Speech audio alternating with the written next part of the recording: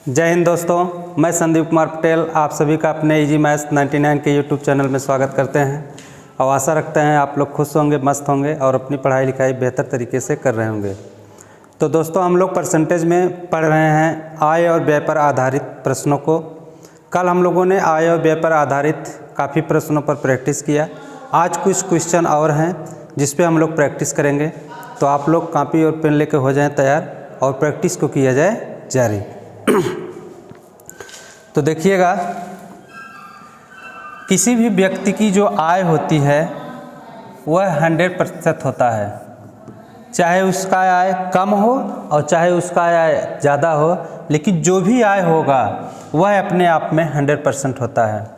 यदि जैसे कोई व्यक्ति अपने आय में से 20% शिक्षा पे खर्च कर देता है, 10% घर के दैनिक वस्तुओं को खरीदने में खर्च कर देता है और 30% अन्य घरेलू काम काज में खर्च कर देता है, तो उस व्यक्ति के पास कुल कितना प्रतिशत रुपया बचा। तो इसके लिए हम लोग 100% में से इसको जोड़ लेंगे। 20%, 10 ये 30 हो गया और 30 ये 60। तो 100% में से 60% को घटा दिया जाएगा तो बचेगा 40%। इसी प्रकार से हम लोग उसके कुल आय में से खर्च किया गया जो परसेंटेज आय होगा घटा करके शेष वैल्यू को प्राप्त करते हैं। तो चलिए इसी पर आधारित हम लोग क्वेश्चन को हल करेंगे। जैसे है, किशन अपने वेतन का 30% भोजन पर व्यय करता है और 3% ट्रस्ट में दान करता है। किशन अपने वेतन का 30% भोजन पर व्यय करता है और 3% एक ट्रस्ट में दान देता है। वह इन दोनों पर 2310 रुपये व्यय करता है, तो उस महीने का कुल वेतन क्या है या कितना होगा। तो देखिएगा कि 30% भोजन पर और 3% ट्रस्ट में दान करता है, तो टोटल यह करता है 33%। 33% अपने कुल आय में से यह खर्च कर देता है, तो शेष 33% यह अपने कुल आय में से खर्च कर देता है और कह रहा है कि कुल खर्च इसका हुआ है 2310 रुपये, यानी कि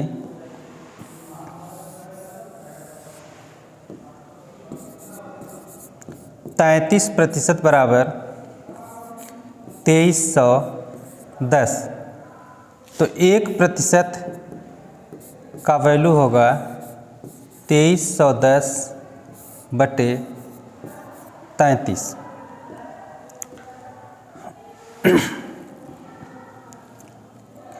तो हम लोग 11 से काट लेंगे, तो 11 तिया 33 और 11 दूना 22 और 11 एक का 11।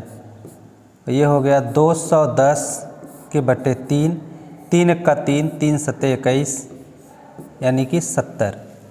1% बराबर 70 रुपया हुआ। तो 100%, किसी भी व्यक्ति की जो आय होती है वह 100% होता है, तो 100% बराबर होगा 70 गुणे 100 बराबर 7000। ये आंसर होगा। इस प्रकार से हम लोग इसके परिणाम को प्राप्त कर लिए। चलिए नेक्स्ट क्वेश्चन को देखते हैं।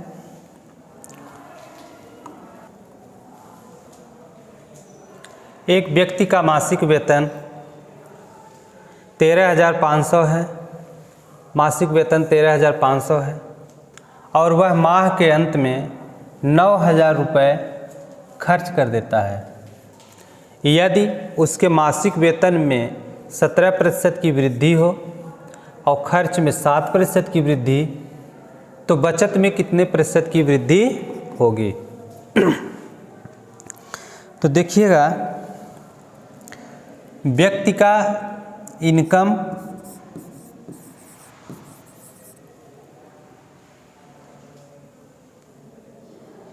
और एक्सपेंडिचर यानी खर्च, इनकम अनुपाते खर्च और अनुपाते सेविंग, तो 13,500 इनकम है और 900 ये 9,000 खर्च कर देता है। तो देखिएगा, 0 से 0, इस 0 से ये 0 और 45 तिरिक 135 और 45 दूना 90। तो इनकम और खर्च का अनुपात 3:2 है। तो यदि वह 3 उसका इनकम होता है, 2 को खर्च कर देता है, तो सेविंग इसका 1 का होगा। और हमने कल इस टाइप का क्वेश्चन जब आपको पढ़ा रहे थे तो उस समय हमने बताया था कि इस प्रकार के क्वेश्चन को सरल बनाने के लिए और ताकि हम लोगों को परसेंटेज वैल्यू कम या ज़्यादा करने में आसानी हो, इसमें हम लोग 100 से मल्टीप्लाई कर देते हैं।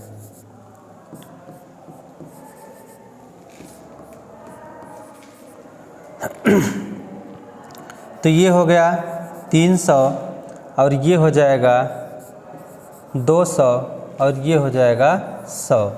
यानी कि व्यक्ति ये 300 रुपये का इनकम करता है, 200 रुपये खर्च कर देता है, तो 100 रुपये की बचत करता है। अब कह रहा है कि क्वेश्चन में मासिक वेतन में 17% की वृद्धि होती है। तो इसमें हम लोग 17% की इसमें वृद्धि कर दिया जाएगा।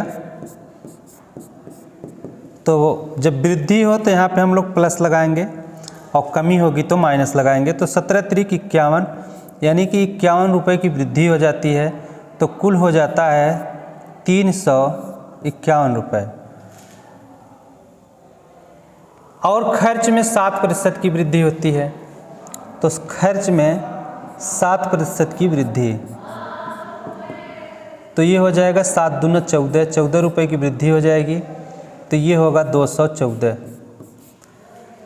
अब वृद्धि के बाद व्यक्ति का इनकम 351 रुपये होगा और खर्च 214 रुपये होगा। तो बचत क्या होगा? तो 351 में से 214 को घटा देंगे। 351 माइनस 214, तो 11 में से 4 को घटा देंगे तो 7 और 4 में से 1 निकाल देंगे तो 3 और यहाँ पे 1। तो यहाँ पे आ गया 137। अब आप देखिएगा कि पहले व्यक्ति 100 रुपये की बचत करता था, अब 137 रुपये की बचत कर रहा है, अर्थात उसके बचत में 37% का वृद्धि होता है। इस प्रकार से हम लोग इस क्वेश्चन को हल करेंगे। जैसे आप लोग इस क्वेश्चन को हल करने के लिए ये मत सोचिए कि इतना ढेर सारा करना पड़ता है। तो अगर आपको एक बार समझ में आ जाता है, क्योंकि इतना समझाने के लिए हम आपको इन सारी प्रक्रियाओं को करते हैं, और अगर इसको शॉर्ट में ही हल करना हो तो बहुत ही कम समय में और बहुत ही कम संख्याओं को लिख करके इसके परिणाम को प्राप्त किया जा सकता है। तो अभी आपको सीखना है और सीखते वक्त आप लोगों को ज़रा सा भी कंजूसी नहीं करना है। तो बेहतर तरीके से सीखिए, सीख जाएंगे एक बार तो खुद से आप इसको और शॉर्ट में हल करना सीख जाएंगे। चलिए नेक्स्ट क्वेश्चन को देखते हैं। तो नेक्स्ट क्वेश्चन है, राम के खर्च तथा बचत का अनुपात 5:3 है। राम के खर्च तथा बचत का अनुपात 5:3 है। यदि उसकी आय 12% बढ़ जाती है और खर्च 15% बढ़ जाता है तो उसका बचत कितना प्रतिशत बढ़ेगा? तो इनकम और एक्सपेंडिचर यानी खर्च और सेविंग, तो इनकम करें राम के खर्च और बचत का अनुपात। खर्च और बचत यानी कि खर्च है 5 और बचत है 3। तो जो इनकम होता है वह खर्च और बचत का योग होता है, तो इनकम हो जाएगा 8। अब इस क्वेश्चन को सरल करने के लिए हम लोग सभी में 100 से मल्टीप्लाई कर देंगे, तो इसमें दोनों में 100 से मल्टीप्लाई करने पर 2 2 0 बढ़ जाएगा। अब क्वेश्चन क्या कह रहा है, इसको पढ़ा जाए। कह रहा है कि यदि उसकी आय 12% बढ़ जाए, आय में 12% की वृद्धि, तो आय में 12% की वृद्धि, तो 100 रुपये पे 12 तो 800 रुपये में 96 रुपये की वृद्धि होगी, तो ये हो जाएगा 896। और खर्च में 15% की वृद्धि हो जाती है, और खर्च में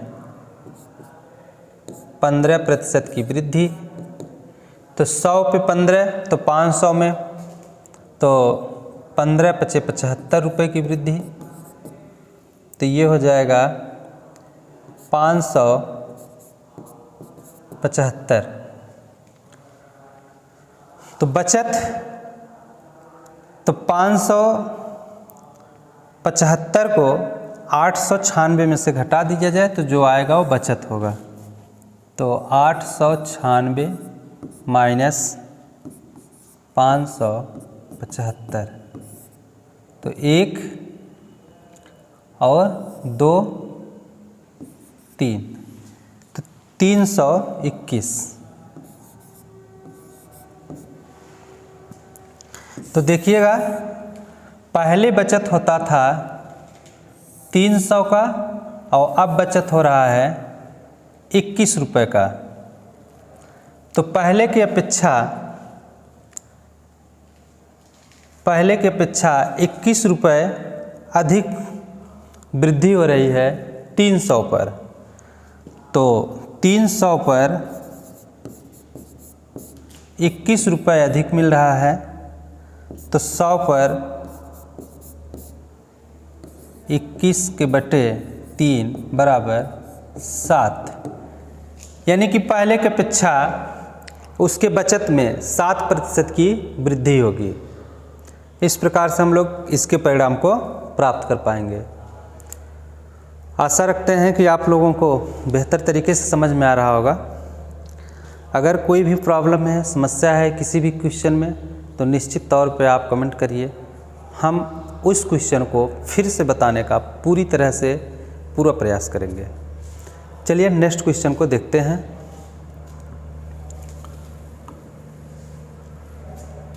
कह रहे राम अपने वेतन का 14% बचत करता है, जबकि श्याम अपने वेतन का 22% बचत करता है।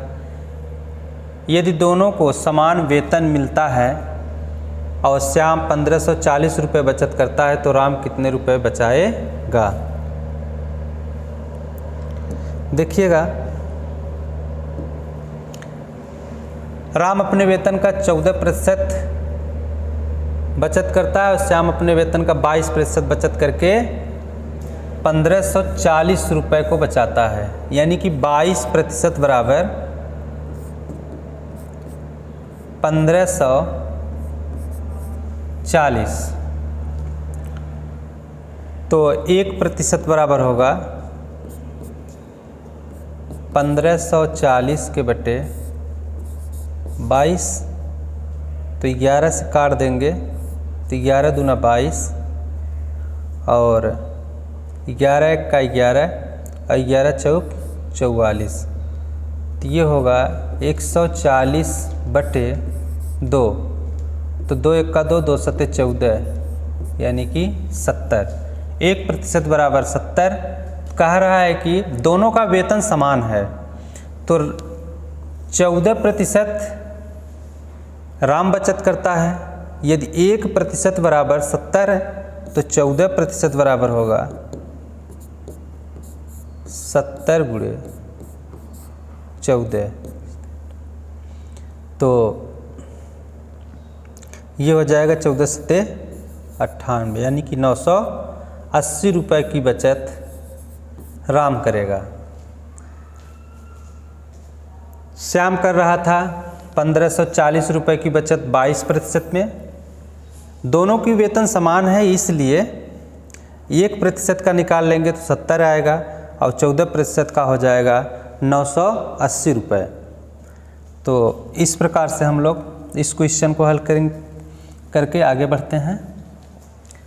नेक्स्ट क्वेश्चन है, एक व्यक्ति अपने आय का 40% भोजन पर, 20% मकान किराए पर, एक व्यक्ति अपने आय का, व्यक्ति का जो आय होता है वह अपने आप में 100% है और वह इसमें से 40% भोजन पर और 20% मकान किराया पर और इस मकान किराए पर शेष का 70% शिक्षा पर खर्च कर देता है।